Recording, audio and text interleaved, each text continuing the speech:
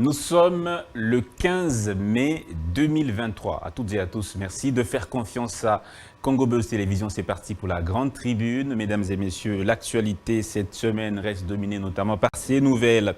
La force de la SADC pourra être déployée entre le 15 et le 20 juin 2023, a annoncé Christophe Lutundula, patron des affaires étrangères en RDC, rassurant que le travail de préparation a déjà commencé par les contacts avec ses collègues qui sont concernés.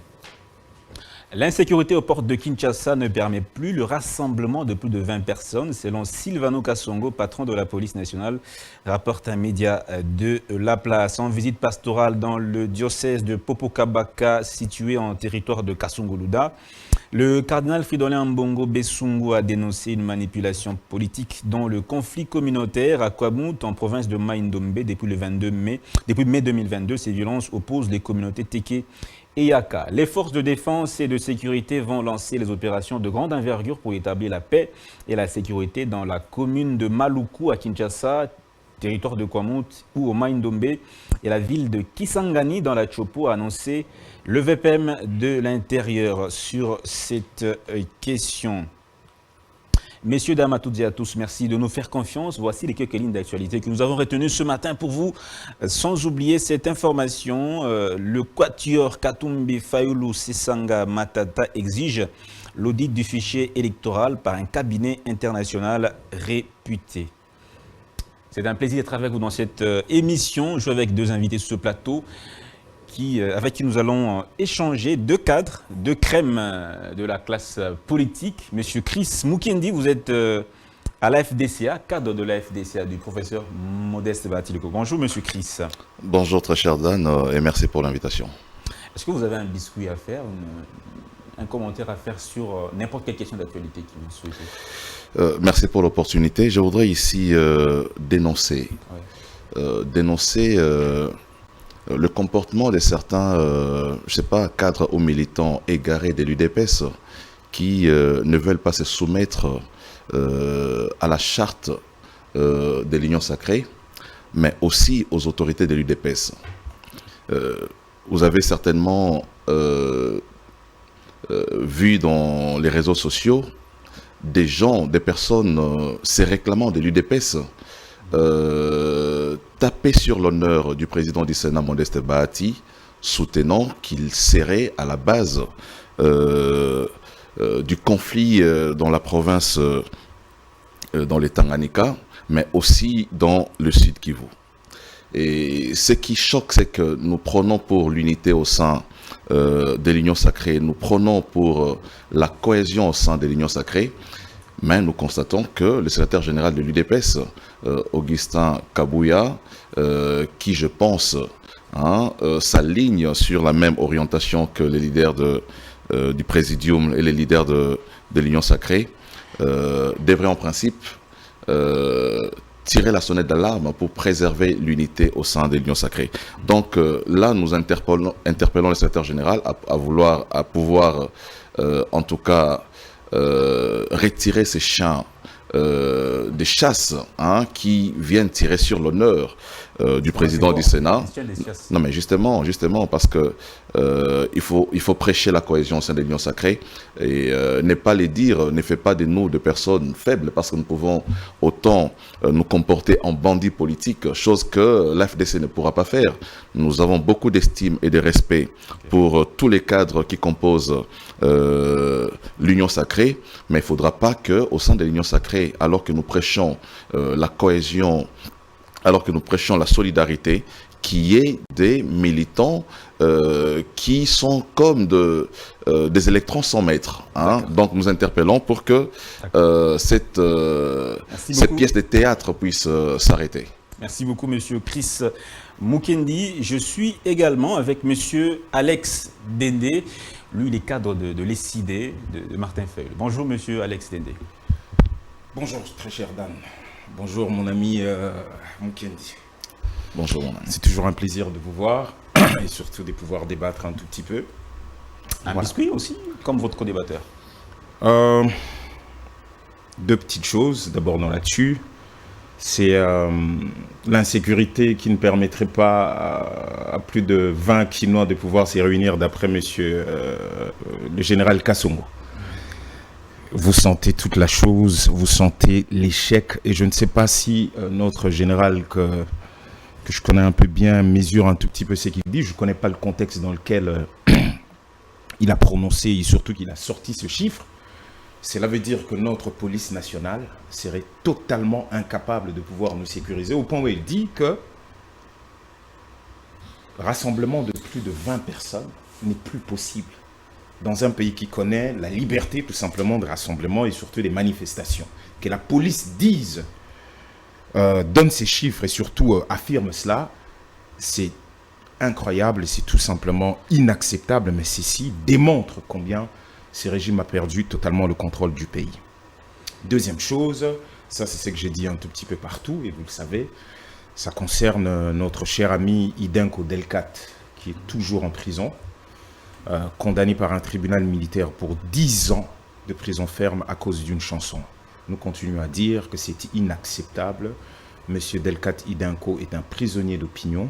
Nous continuons à réclamer sa libération sans condition.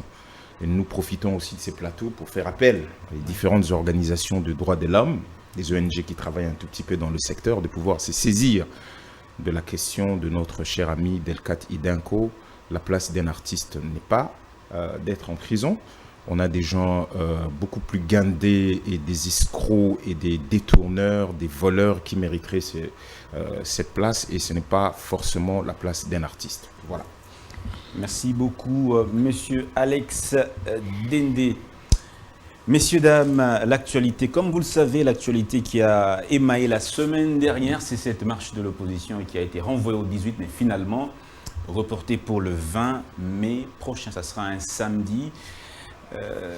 Et donc, pour l'instant, l'autorité urbaine ne s'est pas encore prononcée sur cette nouvelle date du 20 mai. Nous espérons que ça se passera bien entre les deux entités.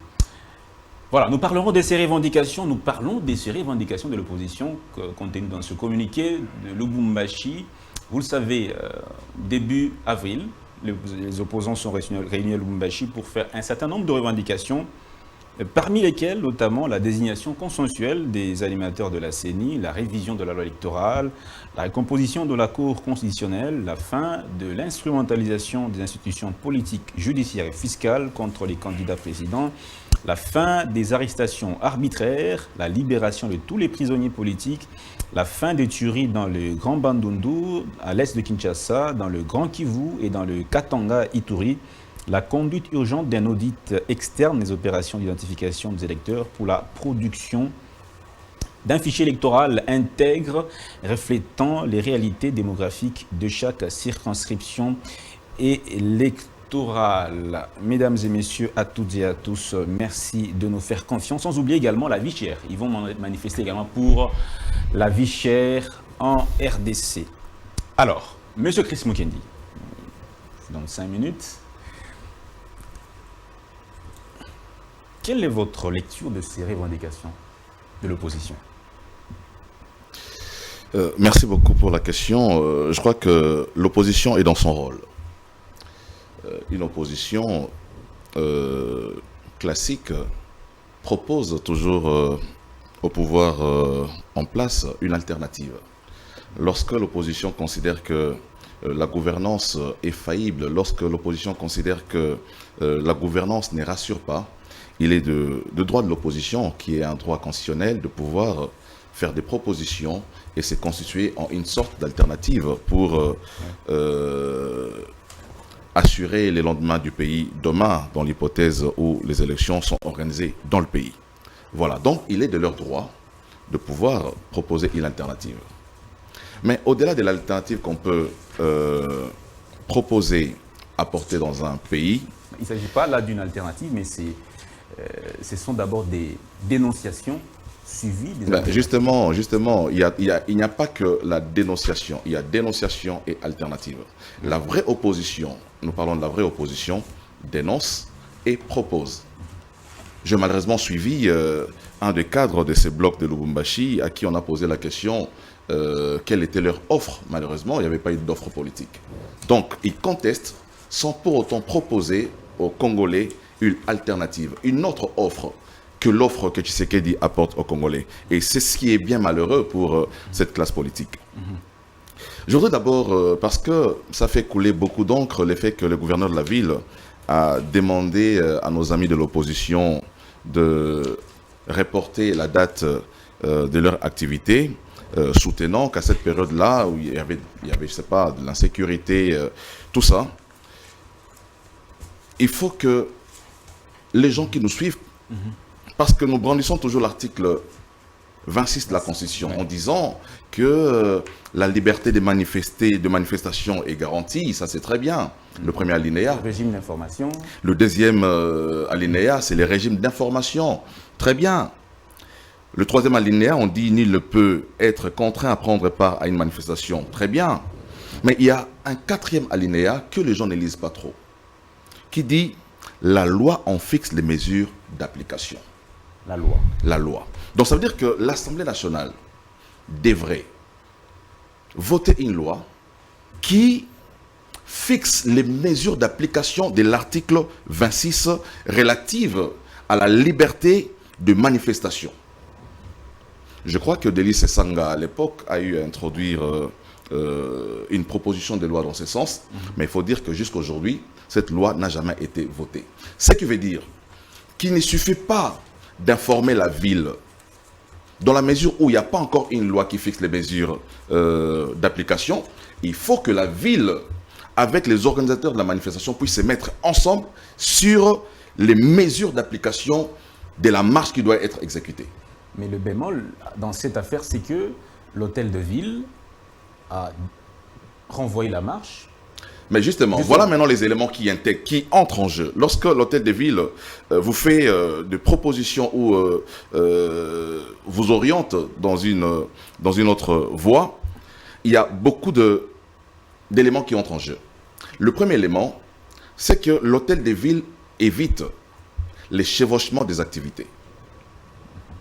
Vous allez certainement constater que lorsque nos amis de la MOCA ont eu à écrire pour solliciter cette marche, le gouverneur leur a présenté d'autres organisations, d'autres formations qui, à la même date, avaient sollicité les mêmes activités dans le pays, la même activité. Donc, il est de la responsabilité du gouverneur de la ville de pouvoir éviter les chevauchements des activités dans la mesure où ces activités reprenaient pratiquement les mêmes itinéraires. Donc, pour garantir, j'en viens s'il vous plaît, c'est important ce que je dis, parce que les amis pensent que lorsqu'on informe, il faut automatiquement que le gouverneur prenne acte. Je l'ai dit, il ne prend pas directement acte parce qu'il y a un déficit en termes de production législative. La loi qui fixe les modalités pour les mesures d'application n'existe pas. Donc, il faut qu'ils se mettent ensemble pour, 1, éviter les chevauchements, 2, éviter le trouble à l'ordre public, 3, chaque fois qu'il y a une activité publique, ça engage des dépenses au niveau du trésor public. Parce que prenons l'activité de nos amis de l'opposition qui vont réunir certainement 60 000 personnes ou 50 000 personnes dans les rues de Kinshasa. Selon les calculs de la police, il faut un policier pour 2 manifestants.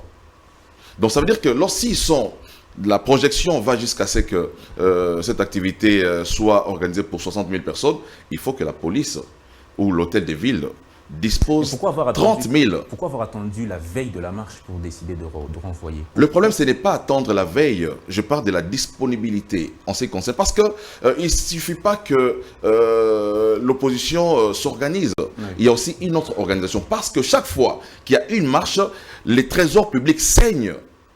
Ça, c'est ce que les gens devraient savoir. À chaque fois qu'il y a une marche de l'opposition ou une marche du pouvoir, une activité du pouvoir, par exemple le cas du stade de Martyrs qui s'est passé le 29, la police était là pour assurer la sécurité, il faut payer le carburant pour les véhicules qui assurent la patrouille, il faut motiver les policiers, il faut les équiper et tout ça, Si l'hôtel de ville constate que sa caisse ne lui permet pas en ces moments-là de pouvoir autoriser une activité, il peut négocier pour dire nous vous suggérons de renvoyer cette activité à telle période, sachant qu'à cette période-là, il aura réuni toutes les conditions pour que l'activité se passe en toute sérénité. D'accord. Monsieur Alex Dende, votre point de vue sur cet argumentaire de M. Chris Mukendi. Quand vous écrivez à l'hôtel de ville, l'hôtel de ville n'est pas forcément obligé de prendre acte, mais prendre des mesures, de discuter avec vous pour que justement vous fixiez comment ça va s'appliquer. Très bien, merci beaucoup. J'ai suivi avec beaucoup d'intérêt mon cher ami Chris Mukendi. Et je lui remercie d'ailleurs parce que du coup je pense qu'il a déjà répondu à un certain nombre de questions et les téléspectateurs l'ont très très bien suivi, donc ils ont compris où se trouve effectivement non seulement leur incapacité mais leur inefficacité. D'accord? Donc je m'explique. Alors M. Mukendi évoque bien sûr l'article 26, ce qui est très bien, mais avant cela il a plutôt parlé d'une opposition qui devrait proposer des alternatives, probablement une opposition constructive ou républicaine. Donc en fait, M. Mukendi voudrait que l'opposition puisse être, l'opposition puisse être exactement comme lui le souhaite dans sa tête, ou tout simplement comme le pouvoir le voudrait. Des gens très dociles qui font exactement ce qu'on leur demande de faire. Non, c'est-à-dire que nous, oui, on vient de piller l'État, on vient de mettre en place leur âme, ok, on a paupérisé la population, on a volé, les gelous, tout ça. Proposer des alternatives au lieu de faire du bruit, au lieu de marcher. Bref, c'est à peu près ce qu'il est en train de dire, donc je respecte. Un cadre de votre... Donc, il a parlé de l'article 26. Je lis en termes de propositions, on avait commencé depuis le début. Je rappelle tout simplement, si vous regardez très bien ces documents, en fait, il date de 4 novembre 2019. Ça s'appelle proposition de sortie des crises. Nous avions commencé par là. C'est-à-dire qu'à cette époque-là, nous savions déjà que le pays allait être à volo exactement comme maintenant. Que rien ne marchera si nous continuons avec cela, parce que ce qui est sorti des urnes n'a pas été respecté et nous savions que rien n'allait marcher. Nous avions proposé. Vous vous rappelez la réponse de l'intéressé, allez au Parlement, déposez votre document, ça ira. Bref, nous avons continué. Combien de propositions, tout simplement en ce qui concerne le processus électoral? Je demande juste une ici. Ça, c'est nous, ça. La loi, en ce qui concerne la réforme institutionnelle, nous avons proposé la loi portant identification et enrôlement des électeurs. Ici, on est le 8 avril 2022. Il y en a eu 2 autres qui ont suivi après. Malheureusement, qu'est-ce qu'ils ont fait? Rien. Voilà pourquoi tout à l'heure nous avons proposition parlé de l'Assemblée nationale. Ah, donc maintenant il me parle de l'Assemblée nationale. Non, ce sont des propositions que vous avez faites à l'Assemblée nationale. Merci beaucoup. Monsieur Chilombo avait dit en ce qui concerne nos propositions de sortie des crises qu'il fallait ramener à l'Assemblée nationale. Quelques mois plus tard, il se retrouve à l'Assemblée nationale, a dit qu'il mettait un terme au FCCH tout simplement parce qu'il n'arrivait pas à gérer un pays avec l'Assemblée nationale qui lui était hostile. Donc nous nous posons la question de savoir, quand il nous envoyait à l'Assemblée nationale et que quelques mois après lui-même est revenu pour pouvoir menacer cette Assemblée nationale, on sait très bien quel crédit il faut apporter à cette Assemblée nationale qui a changé des majorités à coup de dollars en plein exercice. Avançons. Alors, M. Mukendi a parlé de l'article 26. Et il a même reconnu, in fine, qu'en fait, jusqu'à présent, il n'y a pas une loi qui amène les mesures d'application en ce qui concerne la liberté de manifestation et bien sûr les régimes d'information. Ça, c'est effectif. S'il n'y a pas de loi, M. Mukendi, vous voulez qu'on se réfère à quoi? Ça, ce serait une très belle question. Ce serait intéressant de pouvoir nous répondre. Alors, M. Mukendi nous dit, il ne suffit pas d'informer la ville. Je rappelle tout simplement que nous avons informé des mémoires. Nous avons informé la ville le 27 avril. Notre lettre est arrivée. D'accord? Nous serions même intéressés de voir. Vous savez, quand l'Union sacrée s'est fait priver aussi, suit notre déclaration commune à Lubumbashi, quelques jours plus tard, l'Union sacrée propose ou décide de faire sa sortie. On n'a jamais vu l'Union sacrée écrire à l'autorité de la ville. Jamais. En ce qui nous concerne. Bon, ça, c'est vous qui le dites. Non. Ouais, moi, personnellement, je n'ai jamais vu. Mais bon, avançons. En ce qui nous concerne, nous avons écrit le 27. Nous avons fait ce que la loi demande. D'accord? 3 jours, 72 heures plus tard, nous aurons pu dire que c'est déjà acté, nous avançons. Nous avons proposé nos itinéraires. Nous étions obligés, le 10 de mémoire, le 9, d'écrire de nouveau au gouverneur pour lui dire, nous savons que la prise d'acte a été faite, parce que de toute façon, que vous répondiez ou pas, Ceux qui ont mis cette disposition de l'article 26 en place, à l'époque de Sun City et autres, par rapport à cette constitution de 2006, se disaient dans leur esprit qu'il ne fallait pas laisser à l'autre partie de pouvoir interdire la manifestation. Voilà pourquoi il y a le régime d'information et non d'autorisation. Nous avons été obligés de réécrire au gouverneur pour lui demander la réunion, c'est-à-dire la deuxième partie de sa proposition, ou tout ce qu'il a affirmé tout à l'heure. Voilà, surtout d'encadrement et de sécurisation de l'itinéraire. D'accord? C'était ça l'objet de la deuxième lettre. Lui informant, lui rappelant que nous vous avions déjà écrit, vous avez déjà accepté, enfin vous avez réceptionné cette lettre, vous ne répondez toujours pas, nous nous référons à la loi. Ce n'est plus un problème, maintenant on doit travailler sur les mesures d'application. Et c'est là qu'il a répondu. Nous nous sommes retrouvés dans ces cas. Je suis un tout petit peu surpris en ce qui concerne monsieur Mukendi quand il nous dit « Ah ben tiens, vous êtes parti ou vous n'êtes pas parti, il ne suffisait pas d'écrire, mais sachez qu'en fait, il y a des conditionnalités aussi pour, je ne sais pas, ces conditionnalités sont liées à quoi? L'autorisation qui n'existe pas dans la loi, je ne sais pas exactement, mais il a par exemple parlé du chevauchement. Très bien, donc, mon cher ami Chris Mukendi a parlé des conditionnalités, et entre autres, il a parlé des chevauchements, des activités. Je tiens à rappeler ceci. Le 18 novembre 2017, M. Chilombo, lui-même, dans son Twitter, qui n'est toujours pas effacé jusqu'à présent, écrit ceci. Je tiens à dénoncer cette pratique de la Kabylie qui consiste à programmer une marche le même jour que l'opposition pour se la refuser et ainsi pouvoir justifier l'interdiction de la nôtre. Le 28 novembre, notre marche est maintenue. Quoi qu'il arrive, le Congolais venait nombreux. C'est-à-dire que c'était une stratégie appliquée depuis que ce régime, le régime de mon cher Chris Mukendi, applique à la lettre. Et c'est intéressant de voir qu'il recourt immédiatement à cela. Il parle de chevauchement des dates. Alors, nous aimerions tout simplement que l'opinion, là, devant nous, que M. Chris nous produise la lettre de ces... on connaît le mouvement qui sont à la base de ça. S'il y a une lettre qui est antérieure à la nôtre, c'est-à-dire la nôtre, c'était le 27 avril.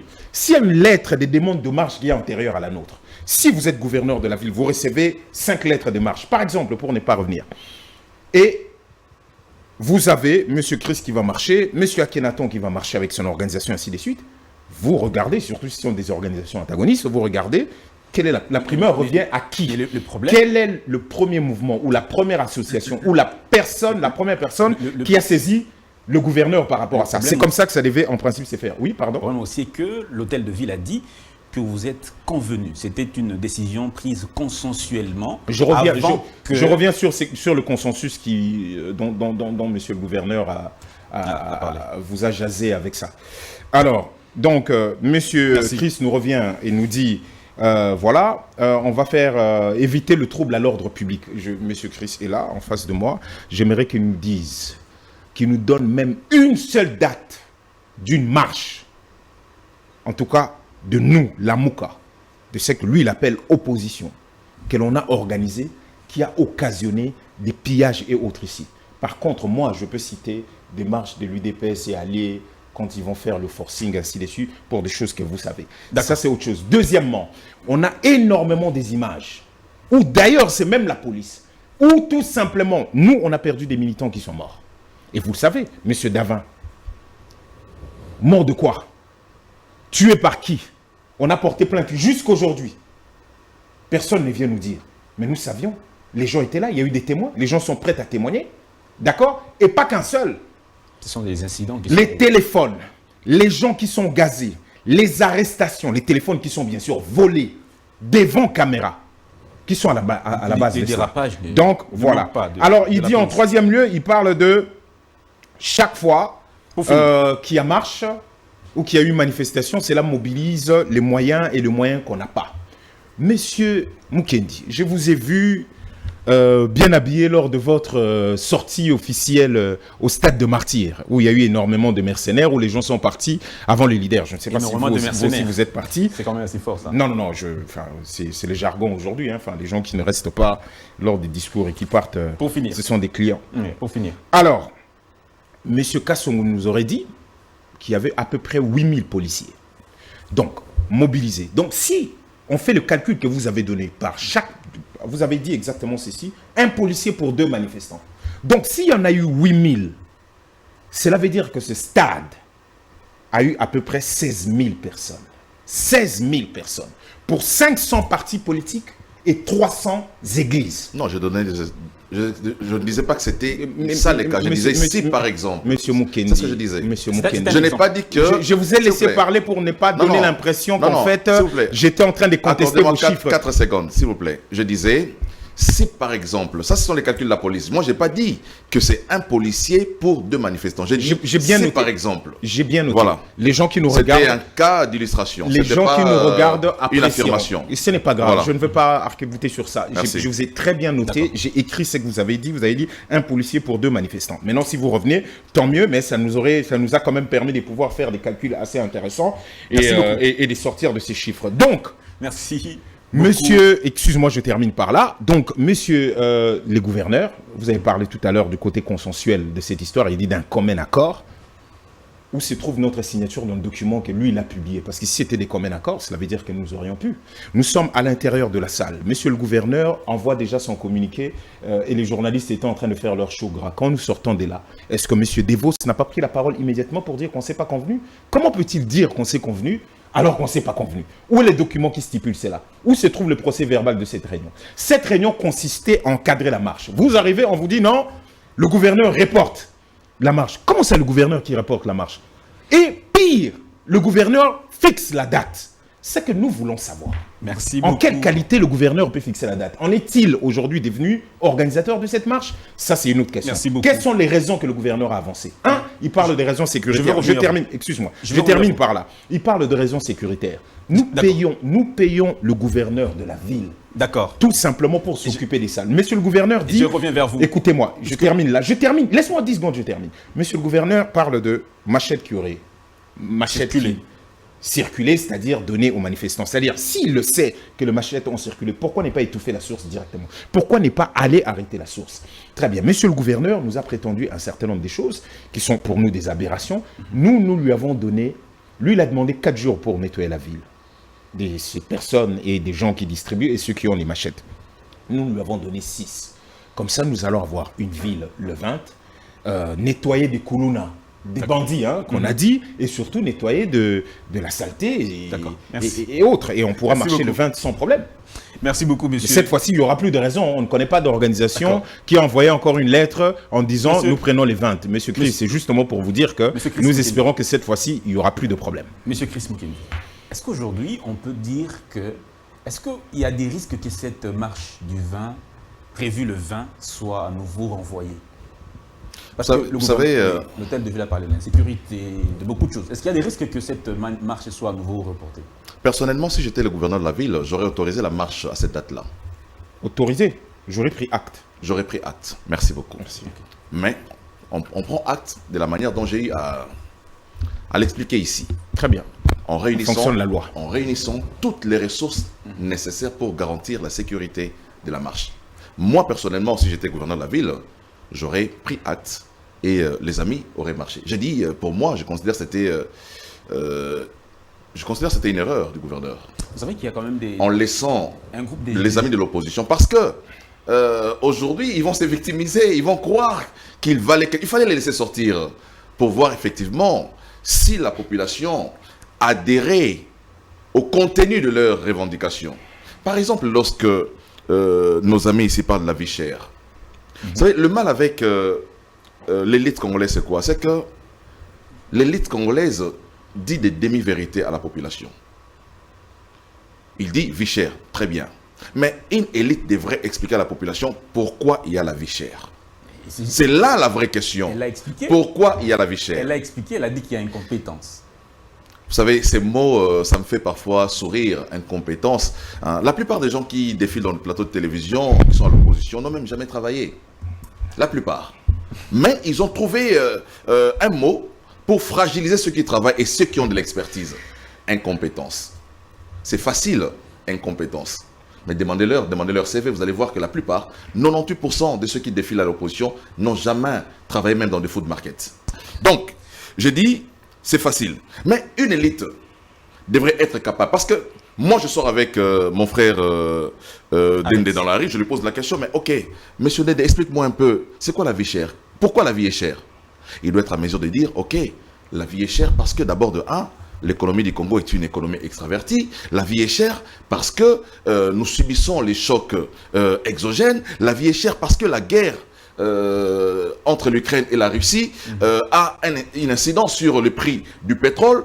Tous les produits manufacturés qui arrivent chez nous viennent de l'étranger. La vie est chère parce que le prix du carburant a été revu à la hausse. Et ils doivent être à mesure de dire, de donner les éléments qui, effectivement, rendent la vie chère. Non pas seulement pour les Congolais. La vie est chère partout dans le monde entier aujourd'hui. Il faut dire maintenant des faiblesses en interne qui font que c'est vrai que la vie est chère, mais quelles sont les faiblesses du régime en interne qui pourraient faire alléger cette vie chère? Voilà la réflexion d'une élite. Mais nous sommes avec des élites purement politiciennes qui, oubliant que se trouvent dans leur rang de personnes qui ont rendu cette vie chère aujourd'hui, à qui on avait confié la responsabilité de construire des parcs agro-industriels dans le pays, qui a fait saigner les trésors publics. Plus de 287 millions de dollars sont sortis de la caisse de l'État. Monsieur les a empochés et monsieur ne peut pas aller devant la justice. Et c'est monsieur-là qui va se promener dans la rue pour appeler les Congolais à venir marcher pour la vie chère. Monsieur, commencez d'abord à nous rendre Bukanga Lonzo avant de demander la vie chère. Taponio dit ce n'est pas à lui qu'il faut porter cette charge-là. La débâcle a eu lieu à son départ. Quand il est parti, c'est alors que ceux qui sont venus après ont saboté ce projet et après on est venu mettre tout sous son dos. La justice pourra élucider cette question alors que monsieur accepte de se présenter à la justice. Quand il s'est trouvé à Conakry, il a écrit un tweet pour dire « Je me rends dans mon pays pour aller faire face à cette justice qu'il a déjà traitée avant qu'il arrive au Congo des corrompus. » Voilà le problème. Donc, il parle de la justice, mais il ne veut pas aller devant cette justice-là. Donc, aujourd'hui, ceux qui composent... Sont indemnes dans cette situation. Malheureusement. Ils sont indemnes, ils n'ont pas de... Ils n'ont aucune... Il faut qu'il y ait un procès. Il faut qu'il y ait un procès qui établisse la responsabilité des uns et des autres. Aussi longtemps qu'il n'y aura pas de procès, tout le monde est innocent. Donc, voilà. Donc, ce sont ces gens... Je parlais de la vie chère. Les autorités actuelles n'ont aucune... Non, mais la responsabilité, elle est là. Il faut diversifier notre économie. Il faut aller vers l'agriculture. Le chef de l'État avait dit que le sol allait se venger de nous parce que nous allons chercher des minéraux dans le sous-sol plutôt que de travailler sur le sol. Voilà. Maintenant, aujourd'hui, notre agriculture n'a pas encore atteint l'échelle industrielle qui permet à ce qu'il y ait une autosuffisance alimentaire dans le pays. Nous avons une agriculture qui est en tout cas artisanale, avec le projet du service national qui ne peut pas nourrir tous les Congos. Donc, je dis, on a eu à décaisser de l'argent pour un projet qui devait en principe nourrir non pas seulement le Congo, mais nourrir l'Afrique. Ce projet a été une débâcle parce qu'il y a eu un Premier ministre qui a détourné cet argent-là. Donc, quand on parle de vie chère, il faudrait... en tout cas, qu'il puisse nous donner aussi des réponses. Merci. Monsieur, pardon, j'y reviens parce qu'il a soulevé quelques questions ici. Parlons du tweet du président, à l'époque, il n'est pas président, Félix Tshisekedi, comme secrétaire national à l'UDPS. Il fait un tweet pour dénoncer les caractères, je ne sais pas, politiciens de la démarche qui faisait que les chevauchements. Pour les chevauchements. C'est le mot que vous avez sorti tout à l'heure, il est adéquat. Ils ont rappelé dans tous les groupes WhatsApp les tweets de Félix Tshisekedi. Mais ils ont été incapables de reproduire l'expérience de Tshisekedi. Voilà pourquoi nous disons que cette opposition, elle est faible. Une opposition, mais cette expérience, Tshisekedi était sorti. Malgré l'interdiction, ils étaient dans la rue. Malgré l'interdiction. Mais bon, je trouve que c'est une opposition quand même républicaine. Je salue quand même cette démarche-là. Mais je dis, j'ai été avec des collègues qui sont dans leur camp, qui ont dit que c'était une mauvaise décision pour eux d'obtempérer avec... Est-ce qu'il avait raison, le président Tshisekedi à l'époque? Je ne sais pas. J'ai énuméré le préalable pour l'organisation d'une activité lorsque vous êtes au pouvoir. Et c'est différent. Être au pouvoir, être à l'opposition, c'est en tout cas deux manières de voir la chose. Merci beaucoup. Parce que ceux qui gèrent la ville ont des éléments, ils ont des informations qui viennent des services des renseignements, l'ANER, tout ça, qui permettent à ce que vous puissiez prendre une décision qui ne favorise toujours pas les organisateurs d'une activité. Merci beaucoup, Monsieur Chris. Monsieur Alex Dende, Ouais. dans vos rangs, il y a ceux qui ont eu à gérer dans le passé. Monsieur Matata Pognon a été à la primature. Monsieur Katumbi a été gouverneur de province, tous les deux pendant presque 5 ans. Qu'ont-ils laissé en termes de projets agricoles pour le pays, capables de nourrir les populations? Qu'ont-ils laissé? Merci beaucoup. Je reviens d'abord tout de même à ce que M. Mukendi vient d'affirmer. Il a dit un certain nombre de choses intéressantes. Je l'ai suivi à la lettre. Je commencerai peut-être par la dernière chose qu'il a dit en ce qui concerne les tweets de M. Chilombo. J'aurais été heureux qu'il ne rebondisse pas sur ça, tellement c'est flagrant.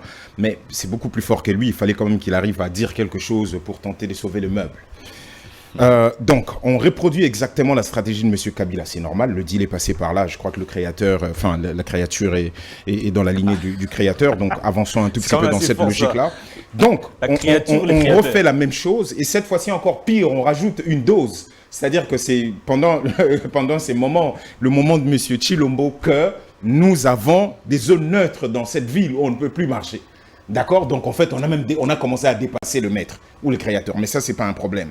Alors, il dit, malgré cela, monsieur Tshisekedi, enfin, monsieur Chilombo était comme... Moi, excuse-moi, peut-être que je n'étais pas assez opposant à cette époque-là. Enfin, moi, je faisais que mon artistique et je voyais des choses de manière très artistique et je disais ce que je disais dans mes chansons. Mais je serais curieux de me montrer où est-ce que monsieur Tshisekedi Chilombo est sorti ces jours-là, le jour où il a mis cette date-là, si lui-même était dans la rue, ce serait assez intéressant. Moi, ce qui me concerne, et ce qui est encore marrant, il dit que tout le monde a mis ses tweets, mais il oublie qu'eux-mêmes, ils avaient écrit « Respectez l'autorité, faire ceci, vous-même, vous allez être au pouvoir aujourd'hui. » Qu'est-ce que vous allez dire?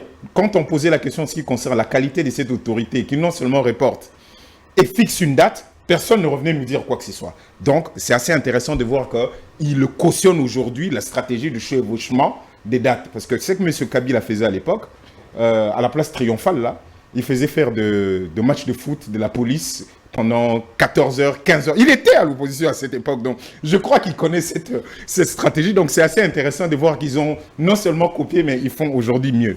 Alors, je reviens dans ce qu'il était en train de dire d'abord au départ. Il a parlé, il dit mais non, et il est toujours assez constant en ce qui concerne la sécurisation. Moi, j'aimerais tout simplement dire, il dit non, le gouverneur aurait dû prendre acte parce qu'il est revenu sur ça. Très bien. Mais nous, c'est tout ce que nous voulions. C'est nous qui avons demandé cette date. C'est très bien qu'il reconnaisse qu'il aurait dû et qu'il a eu... Enfin, ce qu'il a fait n'était pas normal. Il n'a pas non plus... Il n'a pas dit qu'il n'a pas pris acte. Il n'a jamais dit ça, le gouverneur. Il a tout simplement... Ça, c'est encore une autre innovation. Il a reporté une marche, il en a fixé la date, sans dire que je n'ai pas pris acte par rapport à la date demandée. Mais ça, avançons.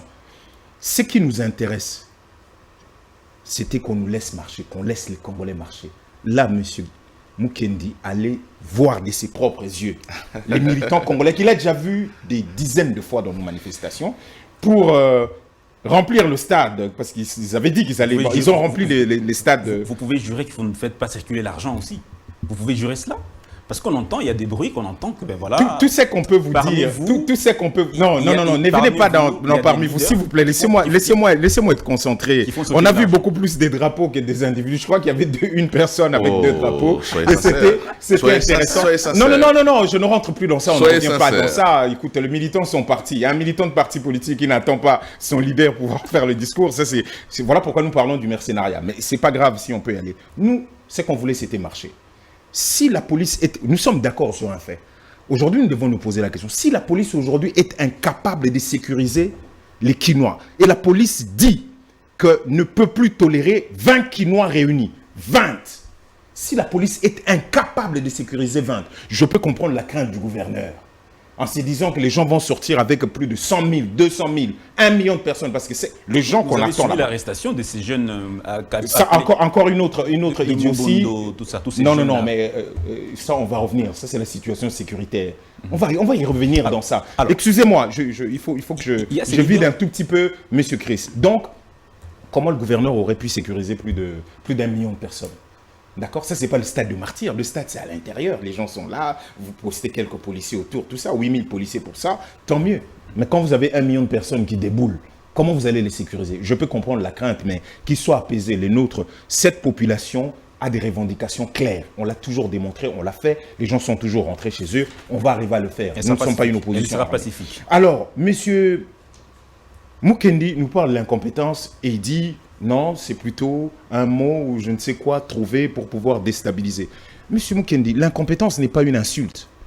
Si là, vous me sortez, je n'en sais rien, vous dites on fait par exemple de la physique quantique par exemple. Si on est dans ça, vous dites mais écoute, on va faire un tout. Moi je vais vous dire que j'en suis je n'ai pas les prérequis pour ça, je n'ai pas les compétences pour aller faire une recherche de cette ampleur en ce qui concerne la physique. Et même en chimie, même si j'ai fait la biologie-chimie, cela ne me donne pas plus de compétences que cela pour un chimiste chevronné qui aura fait un docteur qui avance, que ce soit dans la recherche fondamentale ou autre. Donc, l'incompétence est un état de fait. Je peux vous démontrer pourquoi les gens disent à chaque fois incompétence. Vous avez parlé ici, par exemple, de l'agriculture. Quelles sont les réformes qui sont faites au niveau de l'agriculture? Pourquoi sommes-nous toujours en urgence? Qui doit prendre les décisions pour que les choses puissent se faire? Qui avait dit qu'il a trouvé la clé pour nourrir les Quinois? Ici, là, pas très loin, ici à Kinshasa. Pas très loin. N'est-ce pas, monsieur Chilombo? Alors, comment voulez-vous, vous dites que non, ce sont les élites qui n'expliquent pas? Est-ce que les gens mangent les explications? Est-ce que c'est... Excusez-moi. Est-ce que les gens vous ont dit que... Pour finir. Excuse-moi.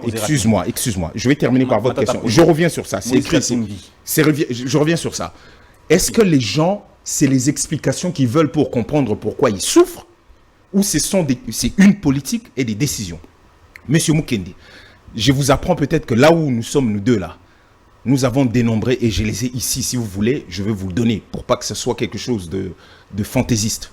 Monsieur Chilombo a pris 73 engagements dans son projet, dans son programme. 73 engagements quand il était candidat à la présidence en août, ici, à l'hôtel Béatrice. 73 engagements. Si vous voulez, nous allons aller chercher en ce qui concerne l'agriculture, la sécurité, et on va, nous deux, travailler sur, j'ai dit très bien, sur engagement par engagement. Merci et voir jusqu'où on les a atteints. Alors, vous avez parlé, donc voilà pourquoi on parle de l'incompétence. On parle de l'incompétence parce que l'idée ici n'est pas forcément de venir faire la pédagogie de l'explication des causes. Si l'économie est extravertie, qu'est-ce que vous avez fait pour pouvoir la diversifier? Quelles sont les réformes? Pourquoi sommes-nous encore aujourd'hui dépendants du côté primaire? Qu'est-ce qui a été fait réellement? Alors, et je rappelle aussi, Monsieur Mukendi nous parle de 287 millions en ce qui concerne le parc agro. Et je sais qu'il aurait pu dire, mais Monsieur Fayulu avait dit en son temps que Monsieur Matata devrait répondre tout ça. Mais je vous rappelle aussi qu'il a dit la même chose pour Monsieur Muzito. Nous nous posons juste une seule question. Merci. Vous qui avez la justice, pourquoi vous dites qu'il ne veut pas répondre? Il est au Congo. Merci. La justice est là.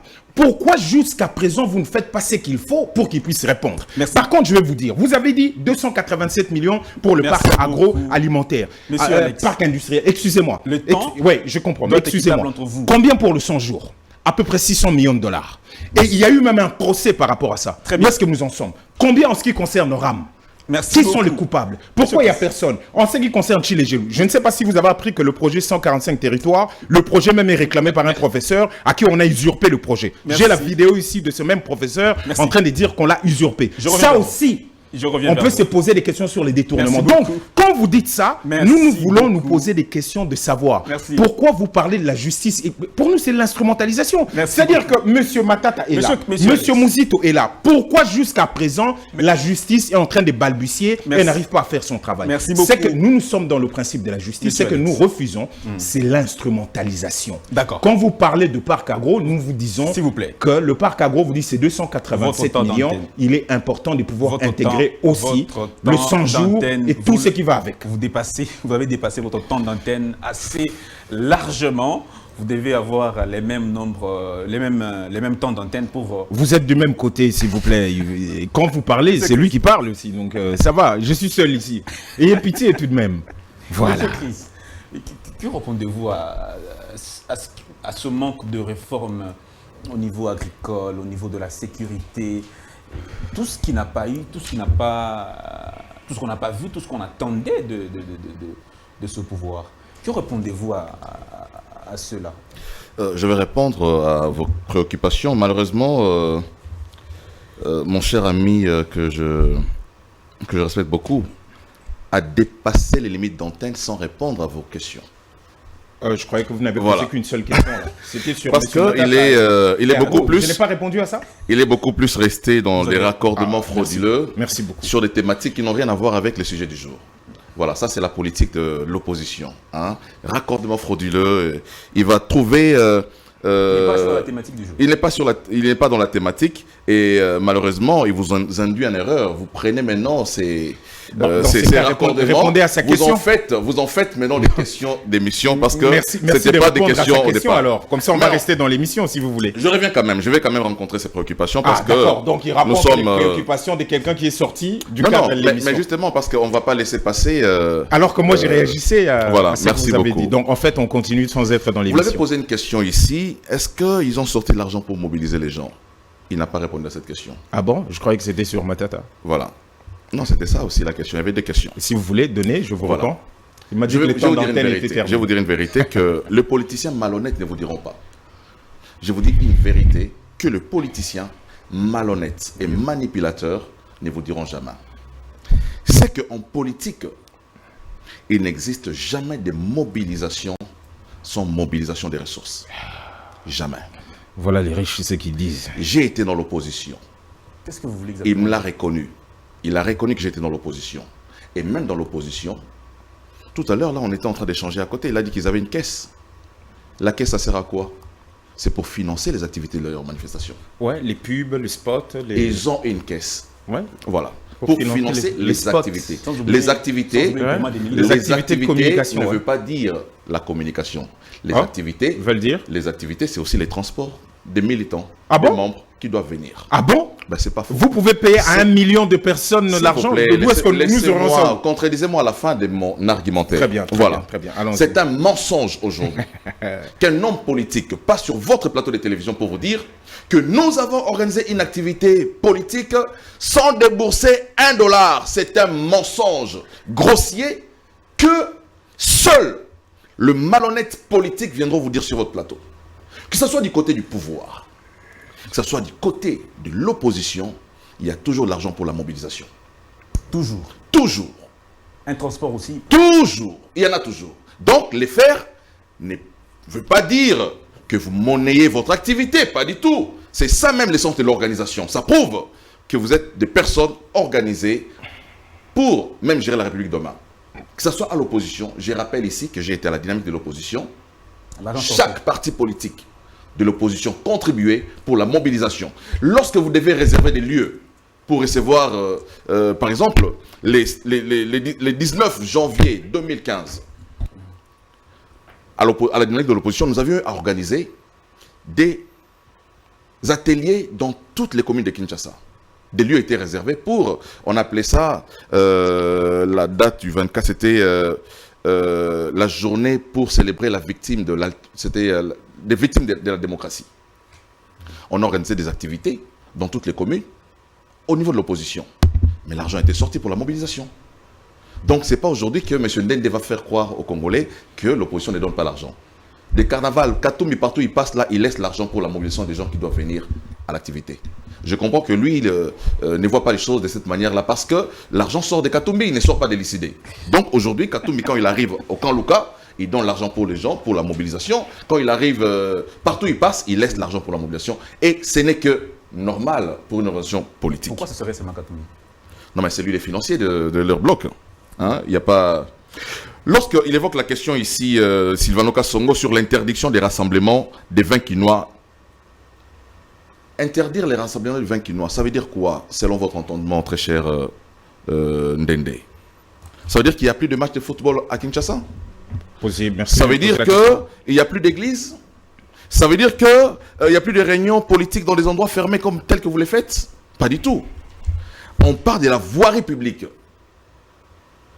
Ce n'est pas une interdiction dans le sens d'empêcher votre marche de se tenir. Parce que c'est ça l'idée. Lorsqu'ils véhiculent cette pensée-là, Hein, il veut faire croire que c'est une perspective pour la ville d'empêcher à ce que leur marche se tienne. Parce que déjà, quand on empêche pour 20 personnes, ça veut dire qu'ils vont empêcher à ce que votre activité va se tenir. Vous devrez montrer à la population quinoise que vous êtes très fort. Mais ce sont des dispositions qui ont été prises sécuritairement, parce que j'ai rappelé ici que les églises continuent à se réunir. On parle de la voirie publique. Parce qu'il faut rappeler ici qu'il y a l'insécurité dans la ville. Au niveau des réformes. Au niveau des réformes. Il a parlé des réformes agricoles. Je rappelle à mon frère que le président du Sénat, Modeste Bahati, a eu à faire une loi sur la réforme agricole. Renseignez-vous, il y a des réformes qui sont menées au niveau de l'Assemblée nationale, dans tous les secteurs. Au niveau de la police, il y a des réformes.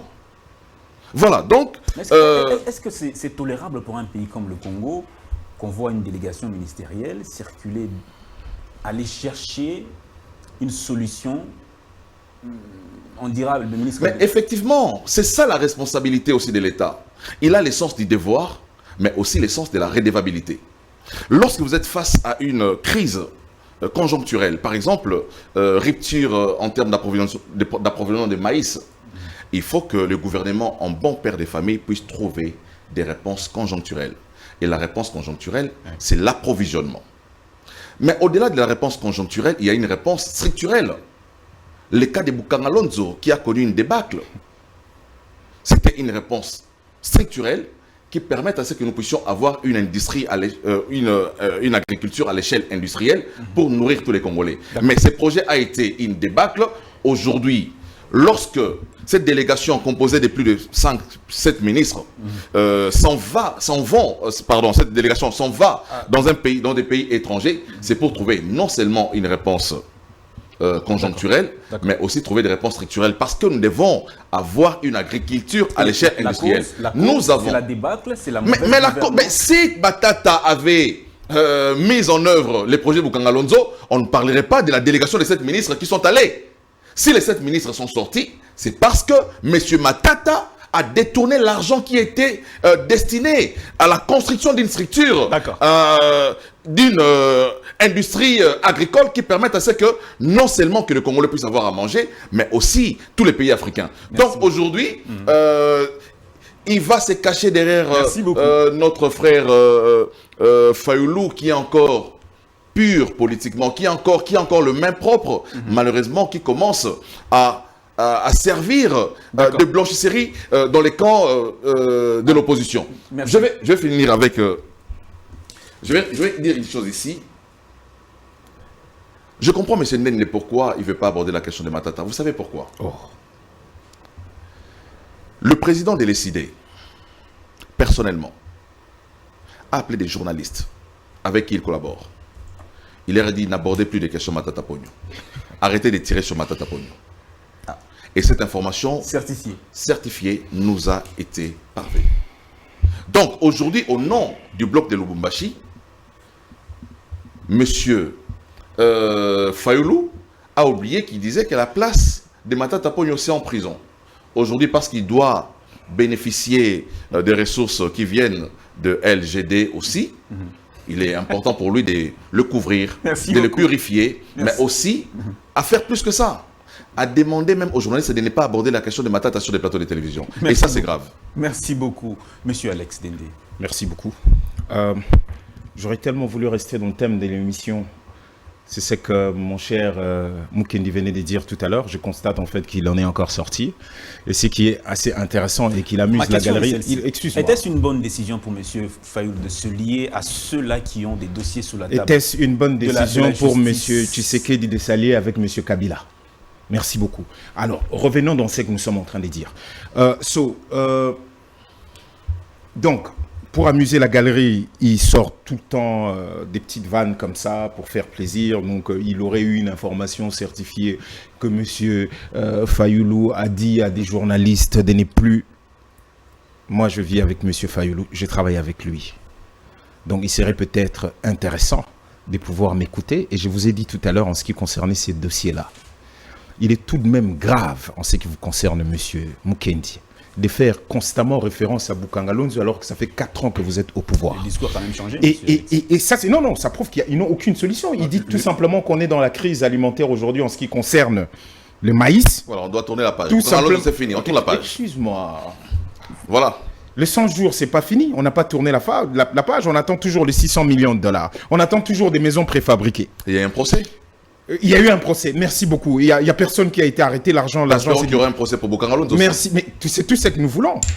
Et après, le procès 100 jours a donné quoi? Parce que finalement, on ne sait pas cette blague-là. À part la mort des juges, ça a donné quoi? Merci beaucoup. Il y aura un procès pour Ram aussi, un jour? Ou pour Chil les Gelou? Parce que ça aussi, on l'attend. Il y en aura? Non? Merci beaucoup. On continue d'avancer. Et même pour le frais Covid, tout le reste. Il y a toujours pas? Non? Il y a ceux qui sont sortis de prison. Et on connaît qui les a sortis de la prison. La question qu'on doit se poser aussi, c'est de savoir... Est-ce que M. Fayoulou a-t-il pris la bonne décision de défendre M. Matata, où est-ce qu'il a défendu M. Matata? Par contre, on peut vous sortir des vidéos nettes où l'UDPS, ou à l'époque même déjà, M. Kabound, que ce soit quand ils disent clairement que c'est lui qui attaque FCC. Les vidéos existent. Excuse-moi. On vous le dit. Ceux qui sortent les gens de prison, on connaît. Ceux qui sont alliés avec M. Kabila pour des raisons que vous connaissez, on connaît. Aujourd'hui, ils sont encore ensemble. Est-ce qu'on doit se poser la question de savoir pourquoi ils sont avec M. Bemba ou pourquoi ils sont avec M. Kamere au bout du projet des 100 jours? Ça aussi, vous voulez qu'on se pose ces genres de questions? Nous vous disons ceci. Dans cette blague qui consiste à passer le temps alors qu'il y a des choses sérieuses et des sujets sérieux à pouvoir des choses sérieuses et des sujets sérieux à pouvoir débattre et à nous sortir des petites phrases, nous disons ceci.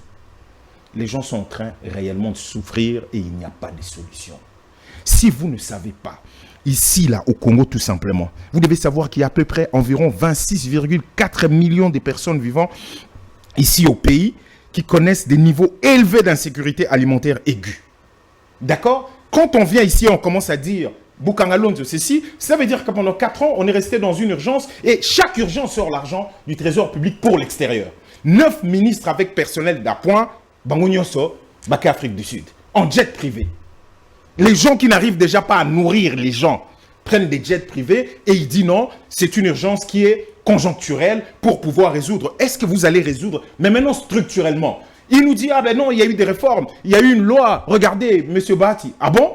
Comment ça se fait qu'il n'y a toujours pas de maïs alors s'il y a eu une loi? Comment on fait? Je rappelle un tout petit peu ce qu'IPC a dit dans ses chiffres. Et on peut trouver ça facilement dans Wikifarmer. La consommation des maïs en RDC est élevée à 3 373 058 tonnes par an.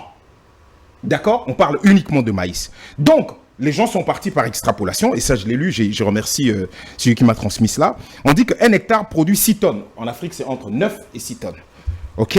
De maïs. Le rendement du pays africain varie entre, comme je l'ai dit, entre 1 et 10 tonnes par hectare. Donc la plupart produisent en moyenne 2 à 4 tonnes. Mais si je vous épargne tout le reste, d'après les données de la FAO, d'accord, un rendement en grains satisfaisant dans un champ irrigué se situe entre 6 à 9 tonnes par hectare. Donc, soit plus de 500 000 hectares nécessaires pour la RDC, alors que le pays en dispose de 80 millions d'hectares. La question qu'on peut se poser, au lieu constamment d'être dans le conjoncturel et de pouvoir régler les urgences, quand est-ce que ces gens vont commencer à réellement pouvoir travailler?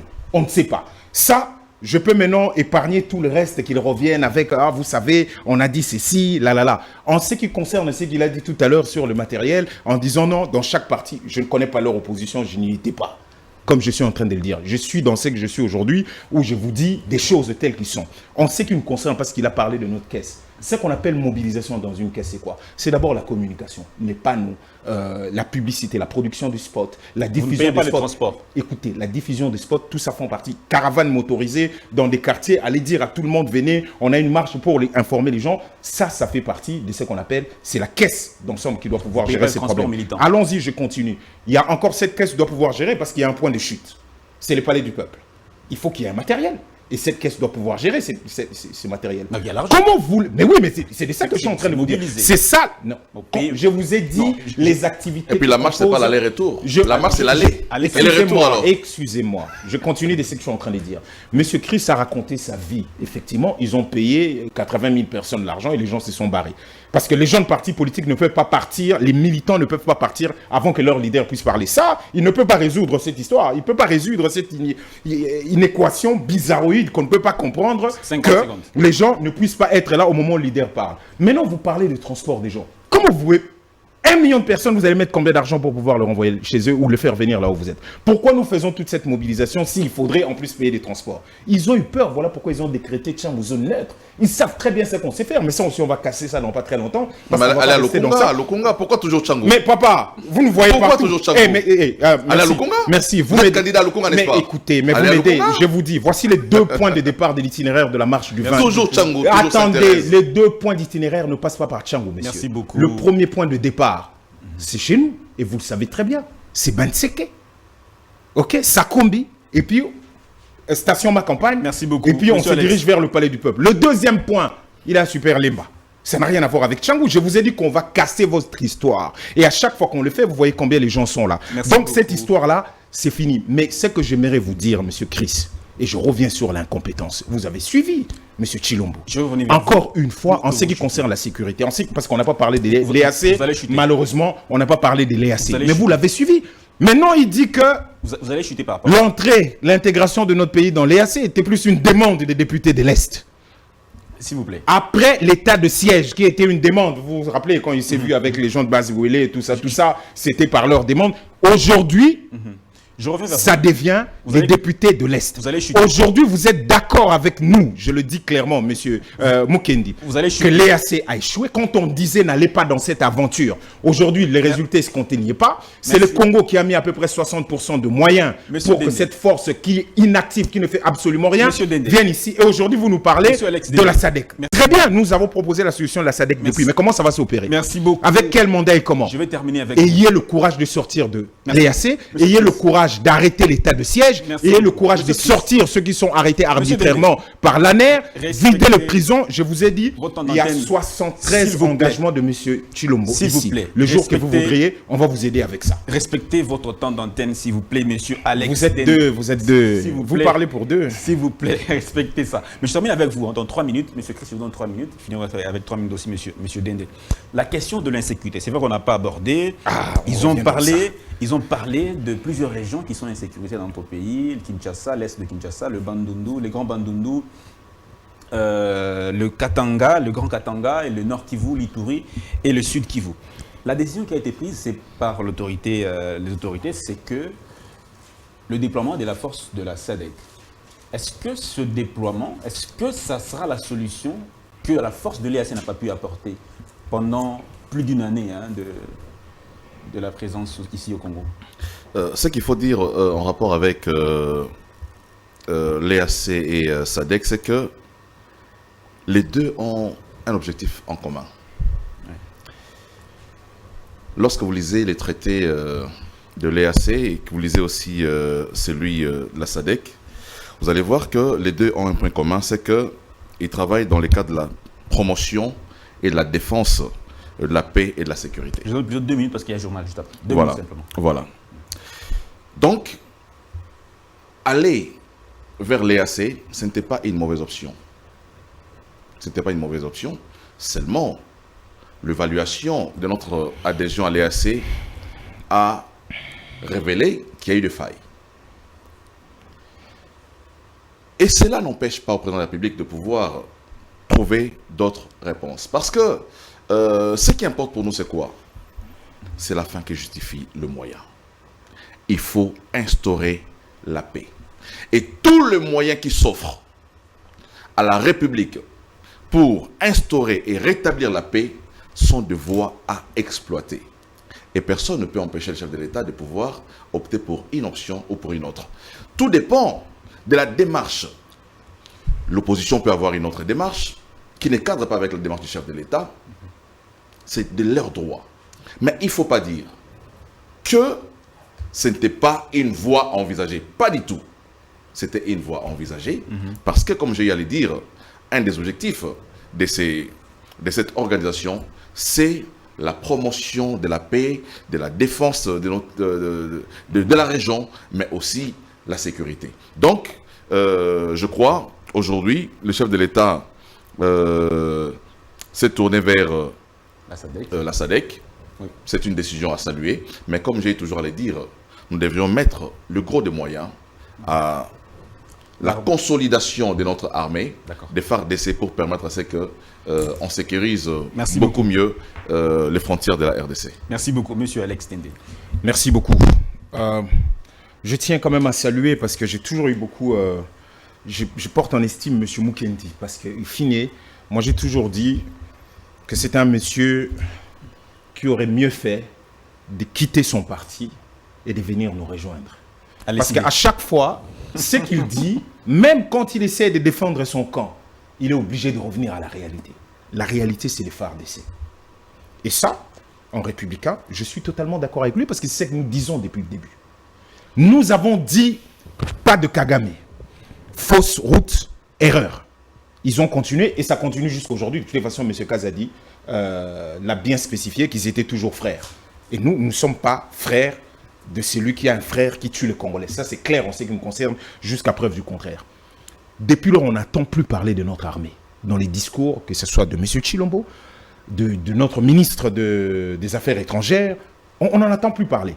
La preuve de l'échec est que les gens ont cru que M. Kamere et M. Bemba rejoignant le gouvernement, ils allaient faire quelque chose. Ils n'allaient absolument rien faire parce que cela répond à une politique. Ceux qui étaient là, à leur place, répondaient à une politique. La seule personne qui dirige le conseil de ministres ou qui préside, c'est M. Chilombo. Et jusqu'à présent, on n'a pas les résultats escomptés. Nous avons dit pas des EAC. Aujourd'hui, il le reconnaît. Non seulement il le reconnaît, il dit que ce n'était pas de sa responsabilité d'engager le pays dans cette histoire, c'était la réponse à une demande des députés de l'Est. Mais le peuple qui parle aujourd'hui partout qu'il faut donner les moyens à l'armée, faire des réformes qu'il faut pour pouvoir donner les moyens à l'armée, il n'écoute pas. Mais bizarrement, il écoute des gens disparates, on ne sait par quel miracle, et il prend des décisions. Vous avez la situation des Mobondo aujourd'hui. 30 secondes. Mobondo. On est à quelques... On est là. Moi, ici, j'ai fait de l'agriculture. Bita, à l'intérieur de Bita, là. Je ne sais pas si vous avez vu ce qui s'est passé hier. Je ne sais pas si vous... Ici, c'est là. On est à Kinshasa, on est au plateau de Bateke.